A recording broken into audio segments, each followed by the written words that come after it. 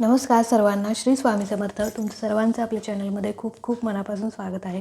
आजचा दिवस तुम्हाला खूप छान आनंदाचा जाऊ दे हीच स्वामींचरणी प्रार्थना करते आणि आजच्या व्हिडिओला सुरुवात करते. बघा, आजच्या व्हिडिओमध्ये आपण बघणार आहोत की गुरुवारच्या दिवशी कोणत्या असे खास उपाय आहेत किंवा खास गोष्टी आहेत ज्या आपण केल्या पाहिजेत.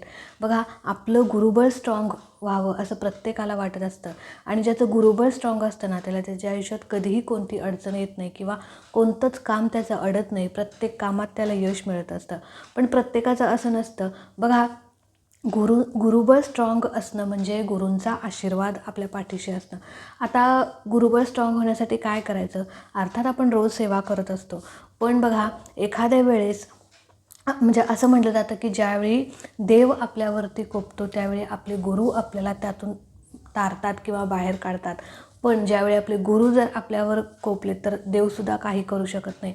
म्हणून आपल्या गुरूंचा आशीर्वाद आपल्या पाठीशी असणं, आपले गुरु आपल्यासोबत असणं खूप महत्त्वाचं आहे.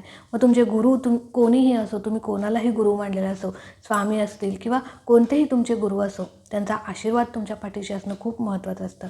म्हणून गुरुवारच्या दिवशी आपलं गुरुबळ स्ट्रॉंग होण्यासाठी असे काही 5 उपाय आहेत किंवा 5 अशा काही खास गोष्टी आहेत. गोष्टी जर तुम्ही 5 गुरुवार केलात, या ज्या काही गोष्टी आहेत किंवा हे जे काही उपाय आहेत, हे फक्त तुम्हाला 5 गुरुवार करायचे आहेत.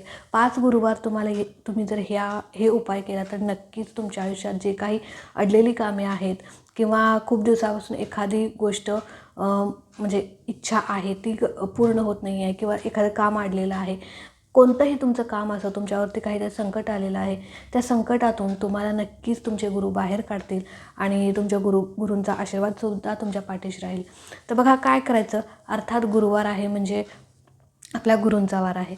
तर अर्थात गुरुवार हा बृहस्पती देवांशी संबंधित आहे. त्याचबरोबर गुरुवारच्या दिवशी तुम्हाला पिवळं वस्त्र परिधान, सगळ्यात पहिली गोष्ट म्हणजे गुरुवारच्या दिवशी तुम्हाला पिवळं वस्त्र परिधान करायचं आहे. बघा, आता पिवळं वस्त्र का परिधान करायचं? तर दत्त महाराजांना पिवळा रंग खूप आवडतो. त्यामुळे आणि त्याचबरोबर बृहस्पती देवांनासुद्धा पिवळा रंग समर्पित आहे आणि बृहस्पती देवता हे देवांचे देव आहेत, त्याच्यामुळे देवांचे गुरु आहेत. त्याच्यामुळे तुम्हाला गुरुवारच्या दिवशी पिवळा रंग परिधान करायचा आहे किंवा पिवळ्या रंगाचं वस्त्र, साडी, कुर्ता जे काही आहे ते शक्यतो पिवळ्या रंगाचं वस्त्र परिधान करायचं आहे, जेणेकरून तुम्हाला तुमचं गुरुबळ जे काही आहे ते स्ट्रॉंग होण्यास मदत होईल. आता त्याच्यानंतर गुरुवारच्या दिवशी दुसरी गोष्ट म्हणजे गुरुवारच्या दिवशी तुम्हाला गाईला चारा खाऊ घालायचा आहे. बघा, गाईमध्ये 33 कोटी देवांचा समावेश आहे आणि जो व्यक्ती गायीची पूजा करतो त्याला सगळ्या देवी देवतांचा आशीर्वाद प्राप्त होतो असं म्हटलं जातं. म्हणून गुरुवारच्या दिवशी तुम्हाला 5 गुरुवारच हे 5 उपाय करायचे आहेत आणि 100% तुम्हाला अनुभव येईल. तुम्ही प्रत्येक गुरुवारी हे उपाय करायला यात काही शंका नाही.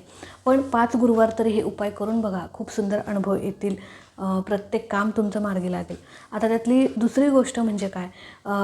तर हे पहिली गोष्ट कोणती झाली तर गुरुवारी गाईला चारा खाऊ घालायचा. आता चारा खाऊ घालायचा, पण तो तुमच्या हाताने असा खाऊ घालायचा. त्या गाईसमोर टाकला आहे आणि ती गाय खाते असं नाही. तुमच्या हाताने तुम्हाला गाईला चारा खाऊ घालायचा आहे. तर आता त्यानंतर तिसरी गोष्ट म्हणजे गुरुवारच्या दिवशी तुम्हाला गूळ आणि चणा डाळ, जी आपली पिवळी चणा डाळ असते ती आणि गूळ हे तुम्हाला गाईला खाऊ घालायचं आहे. आणि हा उपाय जो आहे तो अतिशय प्रभावशाली उपाय आहे. आता या उपायाने काय होतं बघा, पण हा उपाय करत असताना तुम्हाला स्वतःला हा उपाय म्हणजे करायचा आहे. त्या गाईला ते गूळ आणि चणा डाळ खाऊ घालत असताना तुम्हाला तुमच्या हाताने त्या गाईला खाऊ घालायचं आहे. नाहीतर एखाद्या म्हणजे ताटामध्ये ठेवले किंवा कशात तरी ठेवले आणि मग ती गाय खाते तर असं अजिबात नाही. तुमच्या हाताने तिला भरवायचं आहे, जेणेकरून ती गाय तुमचे हात जे काही आहेत, जे हाताच्या रेषा आहेत किंवा हाताचे जे काही तळवे आहेत ते चाटेल. बघा, आता याने काय होईल? ज्यावेळी ती गाय तुमच्या हाताची, बघा, आपल्या हातावर आपलं म्हणजे म्हणतो ना की भविष्य असतं, हाताच्या रेषांवरती आपलं चांगलं वाईट सगळं लिहिलेलं असतं.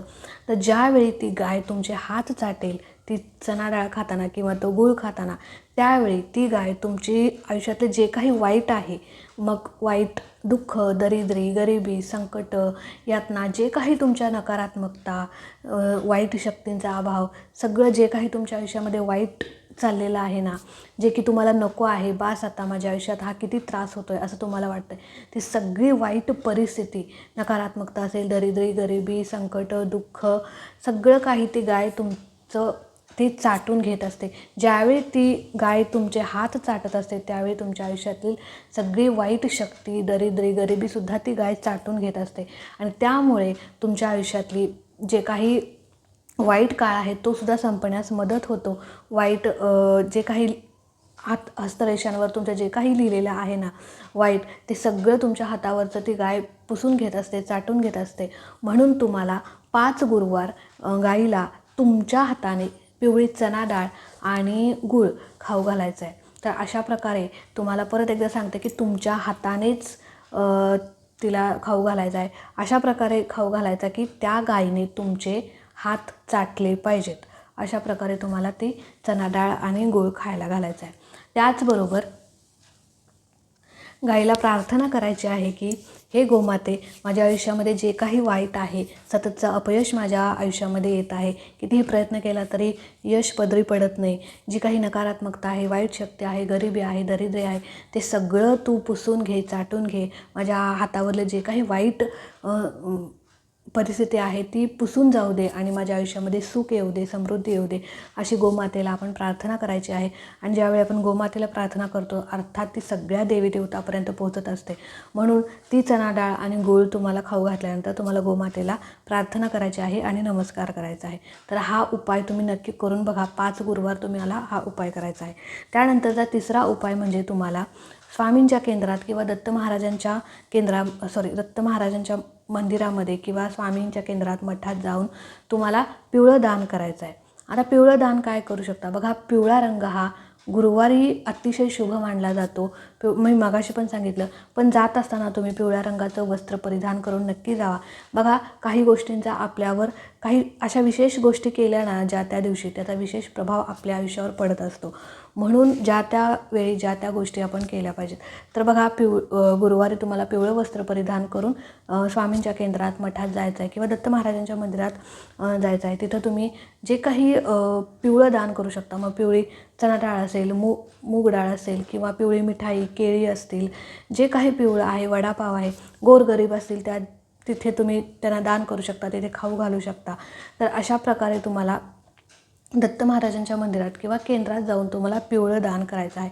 बघा, लक्षात घ्या, काळ्या कलरची कोणतीही वस्तू तिथे तुम्हाला दान करायची नाही आणि काळ्या कलरचं वस्त्रसुद्धा परिधान करून कधीही केंद्रात जायचं नाही किंवा मठात जायचं नाही. पिवळंच वस्त्र परिधान करायचं आणि पिवळ्याच वस्तू तुम्हाला दान करायच्या आहेत. आता त्यानंतरचा उपाय म्हणजे स्वामींच्या केंद्रात किंवा मठात जाऊन तुम्हाला गुळपोळीचा नैवेद्य अर्पण करायचा आहे. बघा, गुळपोळी आता जसं की आपण दशम्या करतो किंवा आपण पुरणपोळी जशी करतो तशा प्रकारे गुळपोळी तुम्हाला करायची आहे. किंवा आपण म्हणतो ना ते चपातीचा चुरमा नाही, गुळपोळी. तर तुम्हाला गुळपोळीचा नैवेद्य 5 गुरुवार दत्त महाराजांना किंवा स्वामींच्या केंद्रात जाऊन अर्पण करायचा आहे, दाखवायचा आहे. हा उपायसुद्धा अतिशय प्रभावशाली आहे. तर हा उपायसुद्धा तुम्ही 5 गुरुवारी नक्की करा. त्यानंतरचा शेवटचा उपाय म्हणजे बघा, दत्त महाराजांच्या मंदिरात किंवा केंद्रात, आपल्या प्रत्येक केंद्रामध्ये दत्त महाराजांच्या मंदिरासमोर औदुंबराचं वृक्ष हे असतंच किंवा औदुंबराचं झाड असतं. आणि औदुंबराचं झाड हे अतिशय प्रभावशाली आणि दैवी शक्ती सामावलेलं झाड आहे. त्या झाडाखाली तुम्हाला रोज 5 गुरुवार तुम्हाला शुद्ध गाईच्या तुपाचा दिवा तिथे लावून यायचा आहे. आणि बघा, शुद्ध गाईच्या तुपाचा दिवा म्हणजे यशाचं आणि मांगल्याचं प्रतीक असतं. जर तुमच्या शैक्षणिक काही अडचणी असतील, शालेय जीवनामध्ये तुम्हाला सतत अपयश येत असेल, परीक्षेत सतत तुम्हाला अपयश येत असेल, केलेला अभ्यास लक्षात राहत नसेल किंवा इतरही काही अडचणी असतील, तर हा उपाय तुम्ही नक्की करून बघा. यशाचं आणि मांगल्याचं प्रतीक म्हणजे शुद्ध गाईचा तुपाचा दिवा. आणि तो दिवा जर तुम्ही केंद्रामध्ये, मठामध्ये जाऊन औदुंबरा वृक्षाखाली लावला तर नक्कीच त्या दिव्याचा जसा प्रकाश म्हणजे उजळत असतो तसंच तुमचे आयुष्य देखील उजळेल, आयुष्य देखील चमकेल, नशीब देखील चमकेल आणि दत्तगुरूंचा आशीर्वादसुद्धा तुमच्या पाठीशी राहील. त्याचबरोबर दिवा लावल्यानंतर काय करायचं, दत्तगुरूंना प्रार्थना करायची, स्वामींना प्रार्थना करायची की हा दिवा जसा तेवतो, ह्या दिव्याचा प्रकाश जसा पडला आहे तसाच प्रकाश माझ्या आयुष्यामध्ये पडू दे. माझं आयुष्य जे काही अंधारमय झालेलं आहे, आयुष्यात जे काही सततचं अपयश येतं आहे, नकारात्मकता आहे, वाईट परिस्थिती चाललेली आहे, गरिबी आहे, दरिद्री आहे, पैसा टिकत नाही, मुलं बाळ, घरातील कटकटी, या सगळ्यांचा नाश होऊ दे, घरामध्ये सुखसमृद्धी नांदू दे आणि सगळ्यात महत्त्वाचं तुमचा आशीर्वाद माझ्या पाठीशी राहू दे, अशी दत्त महाराजांना आणि आपल्या स्वामींना प्रार्थना करायची. तिथे औदुंबर वृक्षाला 11, 5 जेवढे तुमच्या च्याने शक्य होईल तेवढ्या प्रदक्षिणा घालायच्या आणि घरी यायचं. तर बघा, अशा प्रकारे ह्या ज्या काही 5 गोष्टी आहेत की हे जे काही 5 उपाय आहेत ते तुम्हाला गुरुवारच्या दिवशी करायचे आहेत.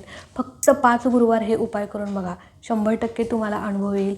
कोणत्याही कितीही मोठी तुमच्या आयुष्यात सध्या अडचण चाललेली असो किंवा तुमच्यावर संकट आलेलं असो, त्यातून आपले महाराज किंवा दत्त महाराज नक्कीच तुम्हाला तारतील आणि यात काही शंका नाही. तर आजचा व्हिडिओ इथेच एंड करते. आवडला असेल तर नक्कीच लाईक करा, शेअर करा. चॅनलवरती आपल्या नवीन असाल तर चॅनलला सबस्क्राईब नक्की करा. भेटूया अशाच एका नवीन व्हिडिओसोबत, नवीन सेवेसोबत. तोपर्यंत खुश राहा, आनंदी राहा आणि सगळ्यात महत्त्वाचं स्वामींची सेवा करत राहा. श्री स्वामी समर्थ.